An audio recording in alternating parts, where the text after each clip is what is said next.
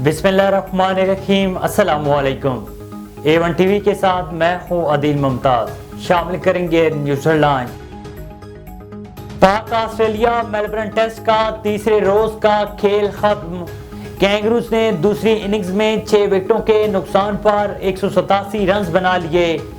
Australia को पाकिस्तान के खिलाफ 241 रन की बढ़तरी हासिल है। पाकिस्तानी पेस अटैक ने इब्तदा में 4 विकेटें उड़ाकर मैच सनसनीखेज बनाया।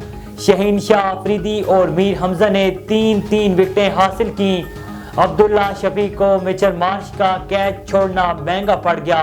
मिचेल मार्श ने 96 रन की शानदार इनिंग्स खेली। पाकिस्तान स्टॉक मार्केट में मंदी के बादल छट गए।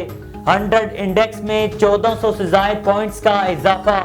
100 इंडेक्स की 62,275 पॉइंट्स पर ट्रेडिंग। शाह महमूद कुरैशी पर 9 मई GHQ हमला केस। अदालत ने शाह महमूद कुरैशी के जिस्मानी रिमांड की इस्तदा पर फैसला महफूज कर लिया। प्रोसिक्यूशन ने शाह महमूद कुरैशी के 30 रोजा रिमांड की इस्तदा की।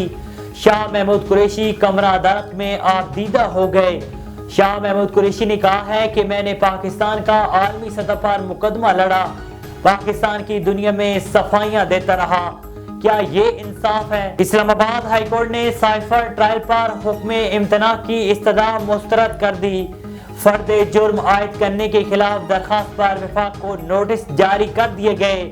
बानिए PTI के वकील ने कहा है कि फर्द जुर्म से पहले कानूनी तरीकाकार मुकम्मल नहीं हुआ।